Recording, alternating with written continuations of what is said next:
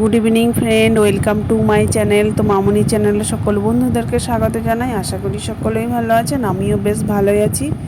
তো আজ একটা দুর্দান্ত স্বাদের লাল লাল ঝাল ঝাল মাটনের পাতলা ঝোল রেসিপি নিয়ে চলে এলাম।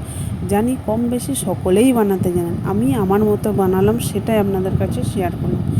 এখানে 1.5 কেজি মাটন ভালোভাবে ধুয়ে নিলাম। 1 চামচ লবণ, হলুদ, জিরে গুঁড়ো আর 2 চামচ আদা রসুন বাটা দিয়ে দিলাম। হাতের সাহায্যে সব উপকরণ বেশ ভালোভাবে মিশিয়ে নিলাম।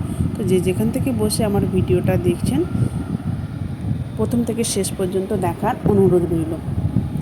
এরপর কড়াইতে সরষের তেল দিলাম 50 গ্রামের মতো, দিয়ে দিলাম 1 চামচ চিনি। চিনিটা দিলে বেশ কালারটা কিন্তু দারুণ আসে। চিনিটা যখন তেলের উপরে ভেসে উঠবে, এলাচ, লবঙ্গ, তারপর দিয়ে দিলাম পেঁয়াজ। এখানে 3টে মিডিয়াম সাইজের পেঁয়াজকে কুচিয়ে রেখেছিলাম, দিয়ে দিলাম 2টো মিডিয়াম সাইজের টমেটো, 4টে কাঁচা লঙ্কাকে চিড়ে রেখেছিলাম, সেটাও দিয়ে দিলাম। তো দেখেই বুঝতে পারছেন টমেটো পেঁয়াজ বেশ নরম হয়ে গেছে। এরপর দিয়ে দিলাম আদা রসুন বাটাটা 2 চামচ করে হবে, দিয়ে দিলাম। আদা রসুনের কাঁচা গন্ধটা চলে গেলে এরপর দিয়ে দিলাম শুকনো মশলার মধ্যে আছে হলুদ, জিরে, লঙ্কা গুঁড়ো, ধনে ও কাশ্মীরি লঙ্কা। তো মশলাটা যাতে পুড়ে না যায় সেই জন্য মশলার উপরে সামান্য জল দিয়ে দিলাম। তো আঁচটা লো টু মিডিয়াম আঁচে রেখে আমি মশলাটা বেশ ভালো মতো কষিয়ে নেব।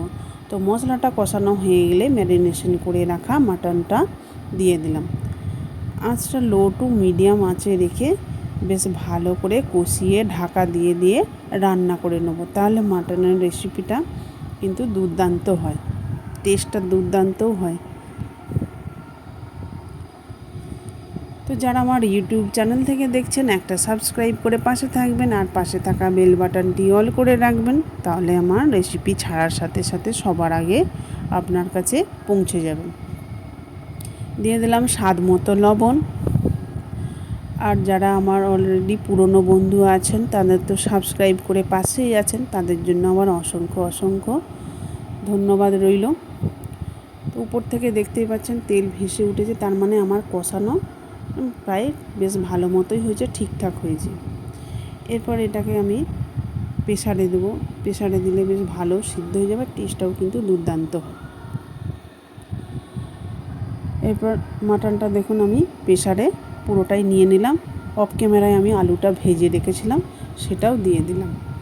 এরপর দিয়ে দিলাম গরম জল। ঠান্ডা জল দিলে কিন্তু ততটা টেস্ট হয় না, গরম জল দিলে খাসির মাংস বেশ দারুণ দুর্দান্ত টেস্ট হয়।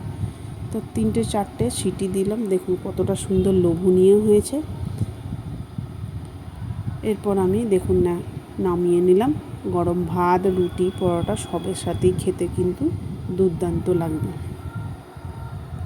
ভিডিওটা শেষ পর্যন্ত দেখার জন্য অসংখ্য ধন্যবাদ রইল।